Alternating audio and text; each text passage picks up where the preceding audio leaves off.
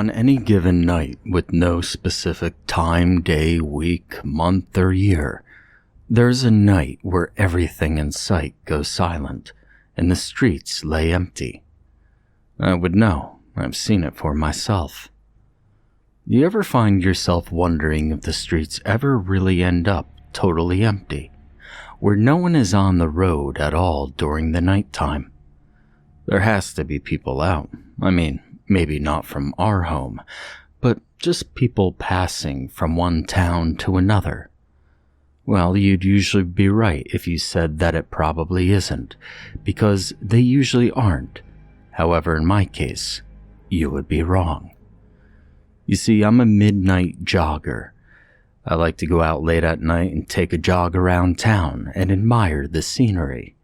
I used to be overweight, and I was really desperate to lose the excess body fat. Of course, that isn't the case now, but one of my habitual exercising was jogging at night. My past was somewhat troubled, and my work tends to be very stressing, but night jogging was one of the few exercises that stuck even after getting fit again. I don't mean to brag, but I have the body of a god now. So I don't really go jogging for my physical sake, but more for my personal enjoyment and mental sake. My city has a few streets that have a good view of lakes and ponds, a few fields, collections of trees that turn out something like a few acres of woods, and a good view of the stars. This is, of course, within my colony's limits. Within the city limit, however, everything is cramped with stores, restaurants, gas stations, and highways. My colony was just one of the few lucky places that kept the best pieces of nature alive. When I jog at night, there's always a strong sensation of feeling as light as a feather. Something about jogging late at night just soothes me. It clears my head. Something about the faint mists under the streetlights, the full moon, the stars, the calm and cool breeze, the sounds of cars driving by, and the sight of my sleepy town is quite something to see. Of course, if you're into it. So, I was taking out my regular route at about 5 a.m. It sounds like a ridiculous hour to be up and running, but after doing it for so long and actually liking it, it became a necessity. The night was like any other night. There was a cool breeze. The moon lit the streets and the sky bathed in the moon's glow. A few stars were out, and I was stretching outside my house.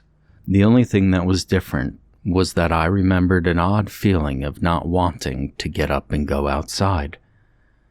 I've had a few tough days at work, so I wasn't going to let some odd feeling keep me from taking a path that usually cleared my head and helped me recover. So I walked out, stretched, and took my regular route.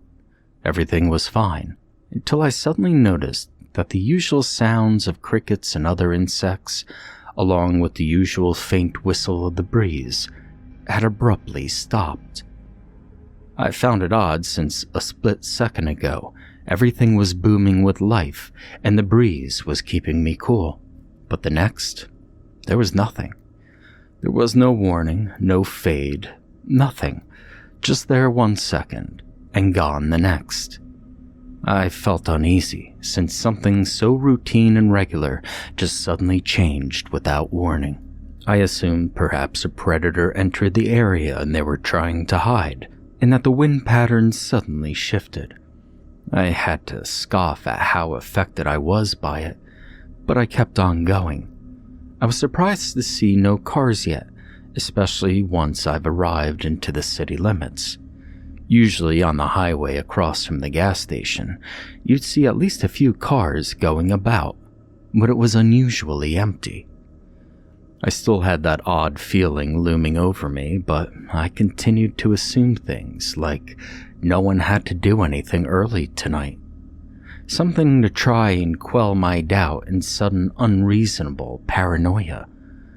It wasn't until I'd reached the gas station that I took a good look at my environment. As far as my eyes could see, the billboards were lit, the streetlights were on, The stoplights were flickering between colors, and all the stores were open and had their lights on, yet everything was completely empty. The signs on the stores said open, and the gas station had their lights on, the subway around the corner as well, but with no cashier, pedestrians, or customers to be seen. It was as if every store or building employee within range left work with all the lights on. There were no cars, or anyone in sight for that matter, leaving me with only a faint mist reaching beneath my calves, and those shone under the lampposts to keep me company. I walked around and thought about trying my luck at the gas station. Sometimes I'd go in on one of my jogs to buy a lottery ticket, but in truth, right now, I felt a desperate urge to speak to someone. To my surprise, the gas station was completely empty. Now, you have to understand that from my point of view at the time, this was very unsettling. The cash register was even left unguarded, and all the doors, including the manager's office, were open.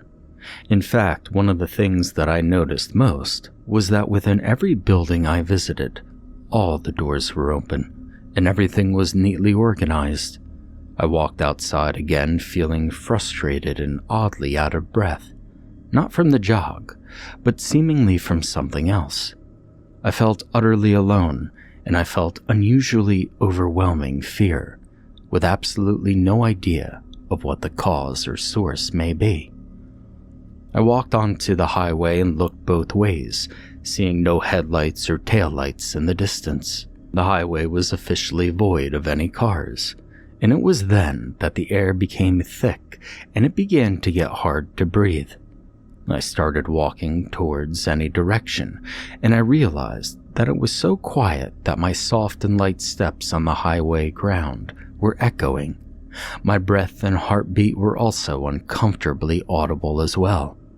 The silence was deafening, and I felt like a panic attack was about to strike.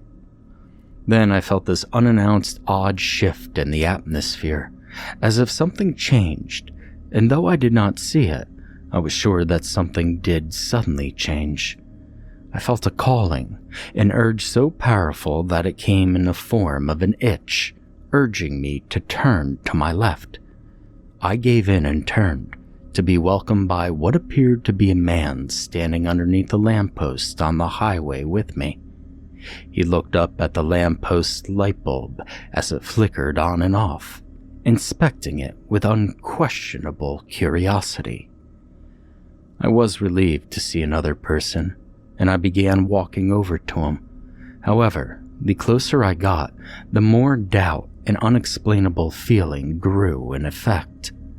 I thought he might be a worker trying to fix the light bulb, but then I noticed he didn't have a car to lift him up. He wore some dark blue jeans, a black and rather dirty boots, a black hoodie, and a black baseball cap underneath the hood.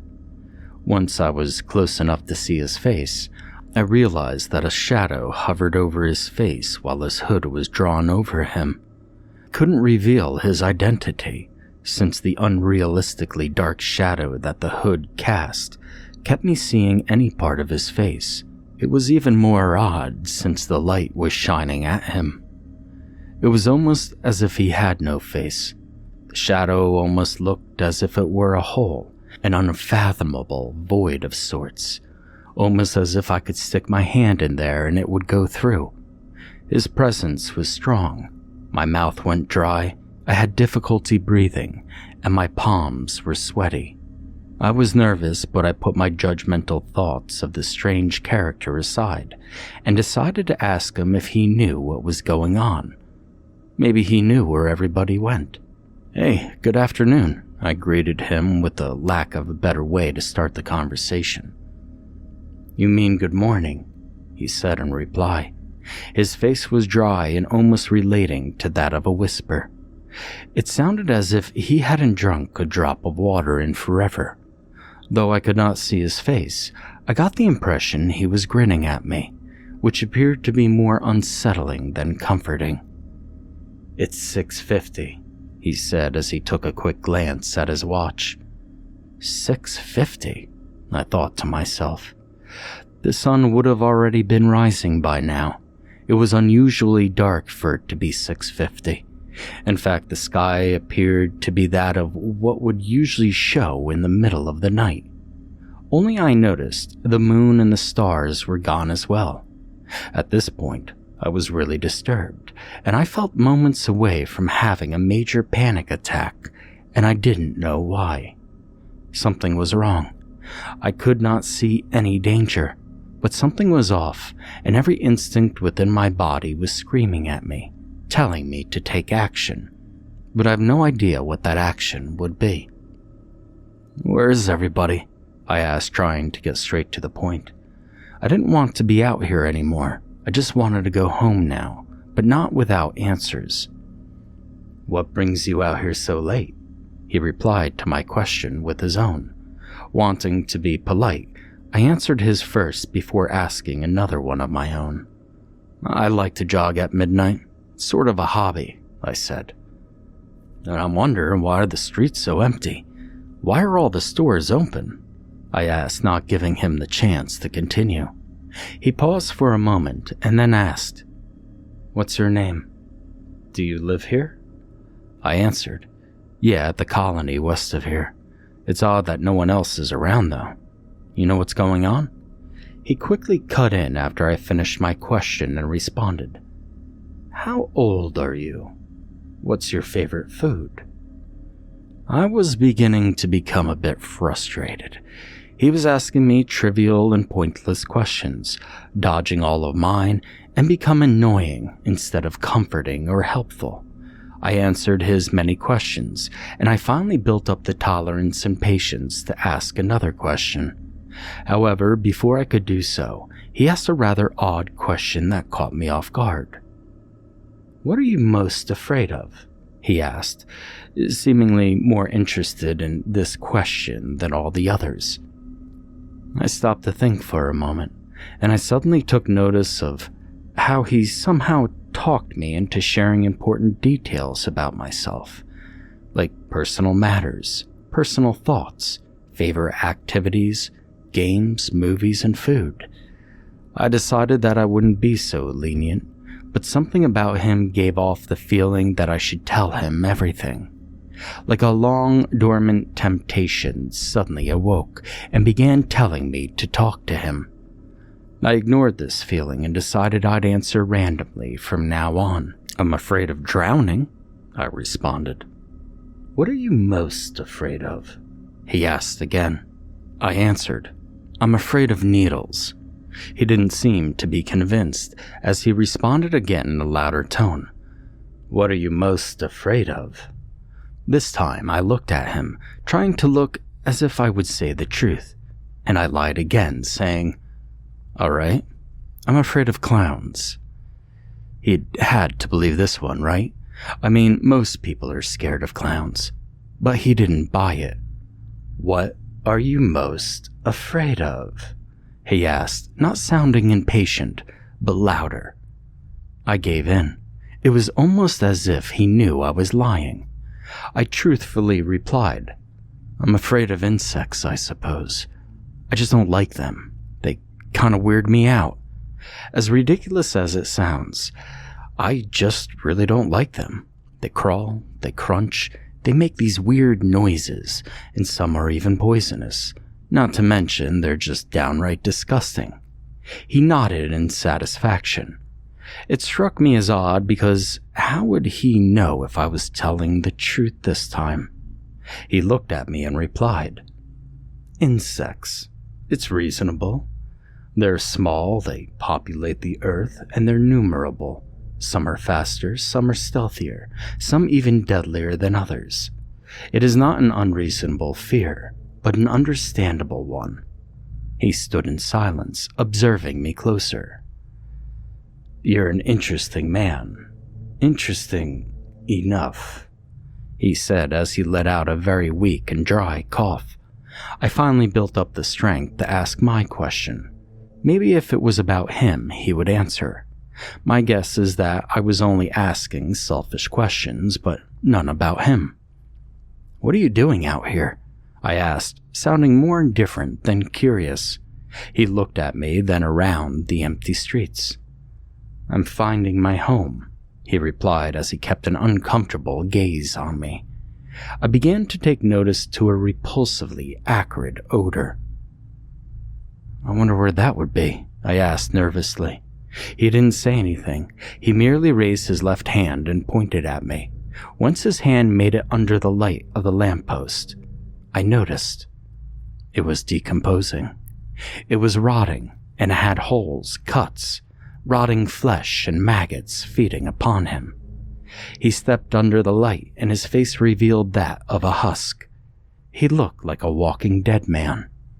I backed up, terrified of what I've just seen. I felt like I was going to lose my lunch as I saw maggots crawl out of his nose and eye sockets. He was missing many teeth. His upper left part of his forehead was missing, as if blown off, and his left eye was missing as well, along with a good portion of his cheek decayed and torn off, showing his jaw and pus-filled mouth swarming with insects.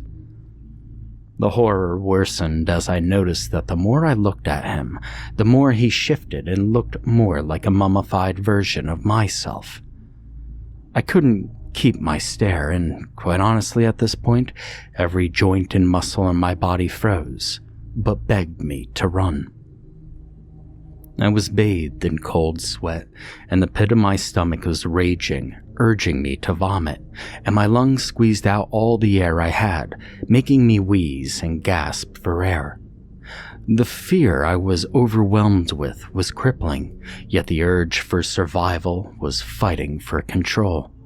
Fight-or-flight instincts took over, and I ran, faster and further than I ever could have imagined. I'd worked on my cardio for ages, but I don't think I could have ever achieved the speed or time it took me to get home. I ran inside, locked the door, locked the windows, closed the blinds, and locked myself in my room with my baseball bat.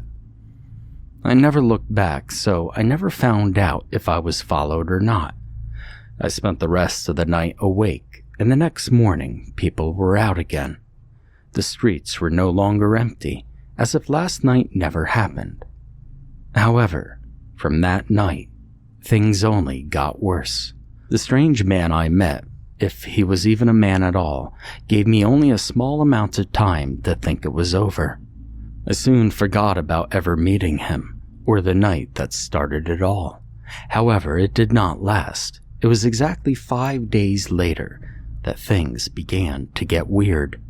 He would start visiting me frequently and during inopportune times, and I'd see him standing in impossible places. Sometimes he'd appear at the corner of my eye. Sometimes he'd be watching me from the roof of a building from the bushes. Sometimes he'd appear at the corner of my eye. Sometimes he'd be watching me from the roof of a building, from the bushes, and sometimes from the next room at work. However, it looked like no one else would see him. It seems that at first he's distant, but don't let this sink in because it doesn't last long.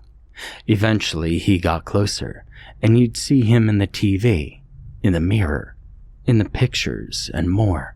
One night I was asleep, and I was woken up by the noises outside, and I could see that the motion detecting lights outside had flashed on. I got up and checked on the blinds, seeing him standing in the street, looking directly at my window, as if he knew that I would be there. He did this for at least 3 nights before I called the cops.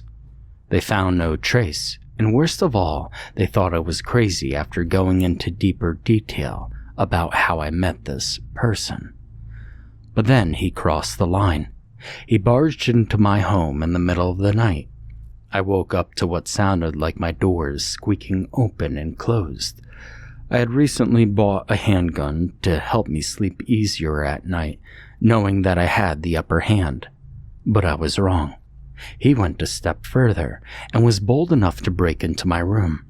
He went and infiltrated the one and only place where I was supposed to feel safe. I was laying down on my bed, completely covered, and I noticed him peek at me from my closet. I figured he had been there for a while since I never saw him walk in. I got up, pointed the handgun at the closet, and turned on the lights. I had him cornered, and I told him not to move, that I had called the cops. I opened the closet door, and he wasn't there, and I could have swore I saw him peek at me from the closet. I didn't know what to do. I felt powerless to stop him, and I soon decided to buy cameras and install them around my home, to see how he could get in and out so quickly, and I honestly wish I had left it alone and left it to my imagination. What I recovered from the footage would haunt me for the rest of my life. I placed one at my front door, aiming at my lawn. That way I would see him walk in and from what direction he would come from. Maybe I'd catch footage of his car, maybe his license plate. I installed the rest of the cameras in every other room from every angle. I was hell-bent on catching the bastard in the act, so I could show those damn cops that I wasn't crazy and maybe sleep safe at night like I used to.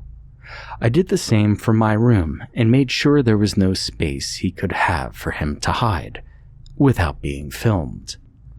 However, I regretted that decision after seeing what he did while I was asleep. That first night, I set up all the cameras, made sure they had all their batteries fully charged, night vision, everything was set. I went straight to sleep, and that night, I slept like a rock, which disturbed me since I had slept through most of the rather unsettling things that were caught on camera. Once the clock struck 3:30, shit hit the fan. The camera toward the lawn had shown no one arriving all night. No one used the back door or the window. Everything was left untouched. While watching the video, I could hear his deep ambience, much like you would hear in the Paranormal Activity movies. I looked at all cameras, and they showed no evidence that he had broken into my home. However, when I looked at my room camera, things changed. He was standing over me, watching me silently. I moved a bit and he would continue watching, and at some point, he placed his decayed hands on my face and stroked it. Some of the maggots even fell off of his hand and onto my face, and when I saw this, I didn't know how to react. I was overwhelmed with dread.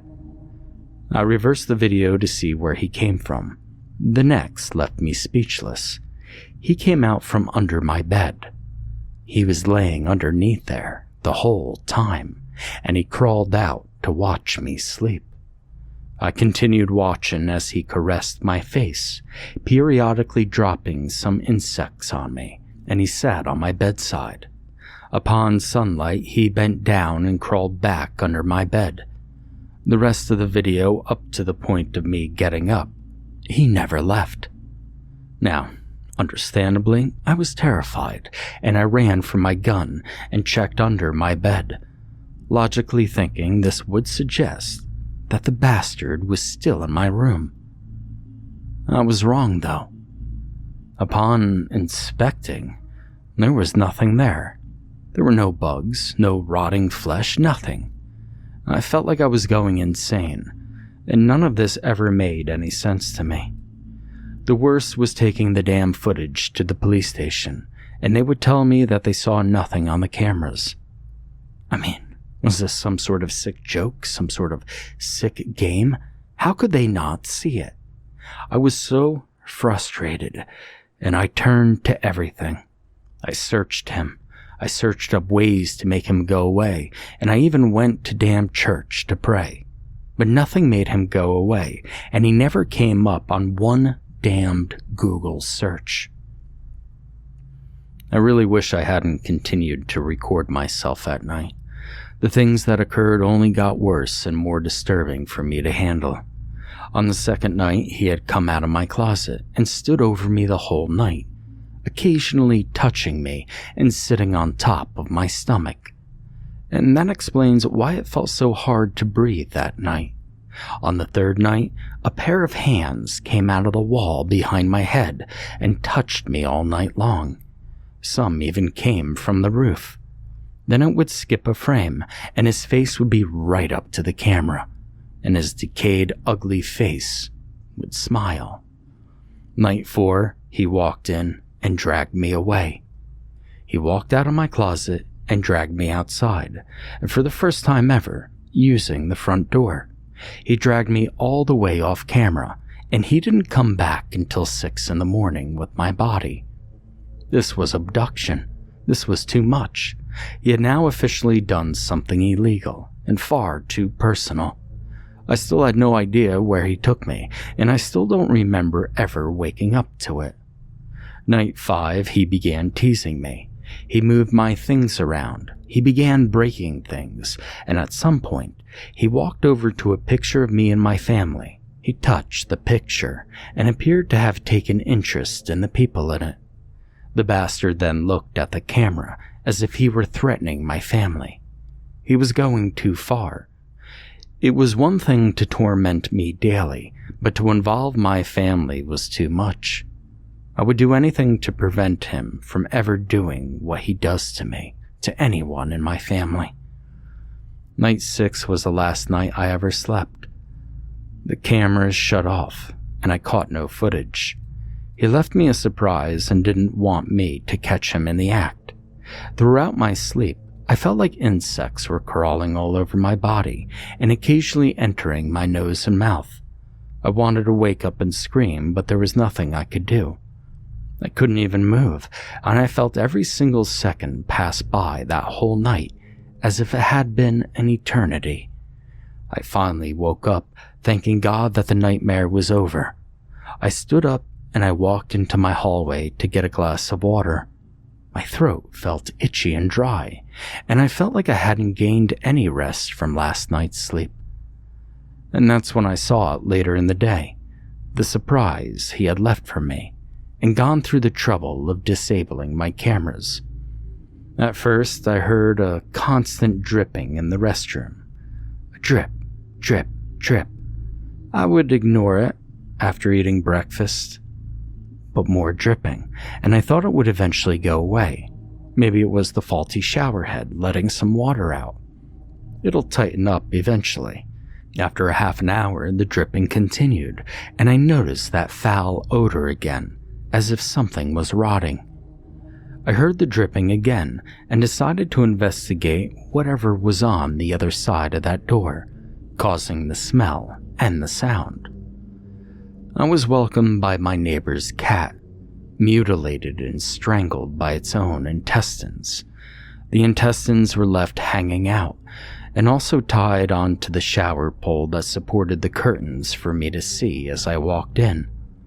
Blood was dripping off of his open carcass, along with what appeared to be stomach bile. The poor cat was bathed in maggots. Several of them were digging into its now hollow and mushy insides.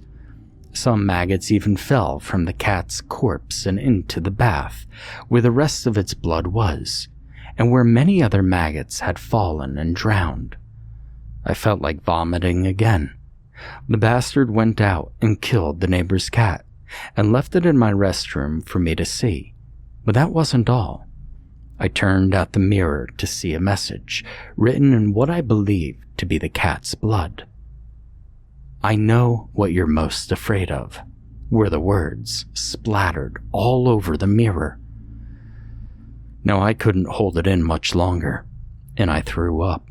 I fled the restroom and huddled up in a corner. A panic attack finally struck, and I was traumatized. I didn't move for hours, and I clenched on to myself, holding on so hard that my muscles began to ache. Once I was finally relieved, I decided to get rid of the cat carefully and wash out the blood and remaining maggots. This was only the beginning. This was only a small taste of what was to come. Eventually, he brought in dogs, more cats, and occasionally rodents off the streets, like raccoons and rats. But even those weren't enough. At some point, I could see him everywhere, It became normal to see him inside my house in the middle of the day. He began toying around with me, and sometimes at work I would go to the restroom, and upon opening and walking through the door, I'd end up at home, or someplace completely different. I'd have to walk through several doors many times to get back to work, and sometimes he'd even follow me through the damn mazes that he had set up. Nighttime was the worst though. I'd fall asleep but wake up soon after. It would be like my mind and eyes were awake, but my body wasn't. He'd come into my room and lean his face closer to mine. He'd then open his mouth and throw out several piles of insects onto my face. They would spread all over my body, and some would even get inside my nose and mouth like in my dreams. I couldn't move or scream. This lasted the whole night, and I hadn't slept for at least 3 weeks, surviving on only coffee and whatever else I could get my hands on. It was all too much, and I'd have to sleep eventually. Soon enough, he'd enter my mind and tell me things, whisper things, and I'd feel his breath beside my ear as if he was standing right next to me. He'd tell me to hurt people, hurt myself. It was all for his amusement. It wasn't until I had blacked out and woken up with the knife in my hands and my arms and hands cut that I had officially lost all control. I was a puppet to him, and he told me that I was slightly more entertaining than the others. I assumed there were other unlucky bastards like myself. I quit work, I lost contact with friends, my house went to shit, and I hardly left home. I was always huddled in a corner as he would torment me for days. I didn't even eat, and I began starving myself since everything I would eat would have insects swarming all over it. I would pour a box of cereal into a bowl, and it would have cockroaches everywhere. There were even cases where I'd throw up maggots and such. Not even my body felt clean sometimes. I'd feel things crawling on my skin. Like I'd see what it was. It looked like a bulge and was moving around, like they were within my flesh. I had pondered offing myself several times, but whenever I'd get the courage to do so, he would stop me. He wasn't done with me yet. Being with him every single day made death look like a dream. A favor, something I couldn't wait to experience, as if it were the only cure. With all the time I had to sit and rot in my corner, I had thought of how all this came to be. It all began to click, but it was nothing that would save me. Maybe it could serve of use to you, but it is already too late for this information to help me in any sort of way. You see, he eventually whispered in my ear, telling me that I didn't fear anything else anymore, that he was the thing I feared most now. And he took pride in it, as if he loved being the thing that I hated and feared the most. "I know you fear me," he would whisper into my ear with his dry and faint chuckle, "and I love the way your fear tastes. It keeps me nice and cozy. It keeps me nice and healthy." He would talk about my fear as if it were some drug, something he was addicted to, and something that made him feel insanely delighted. The strange thing is that the more I saw him, the younger and more lively he would look. He would have fewer bugs on him. He would look less rotting and dead. He would look more human. And the more crazy and unstable I got, in fact, he looked a lot like me, minus the several bug bites, the terrible scabs, the spastic shaking, the bony body, and the bags under my eyes that I now have. And then it all began to make sense. You see, that night I met him, he was all alone. No one else in sight, and he constantly looked like he was looking for something. The questions he had asked, saying that I was interesting enough. He was testing to see if I was good enough for him. Do you get it? He was looking for a home. He makes his home inside of you, inside your head. He leeches off you and he never leaves. He was alone that night, looking to make someone his new home, someone to torment, someone to feed off of, and I was there. If you ever go out at night and see that the streets are completely empty, go home, watch TV, read a book, chat with friends, go to sleep. Forget you ever stepped foot outside and just go home. I beg of you, don't go outside. If you see this man, go away.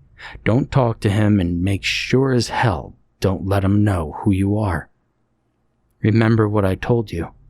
On any given night, with no specific time, day, week, month, or year, there is a night where everything in sight goes silent, and the streets lay empty. And they're empty for a reason.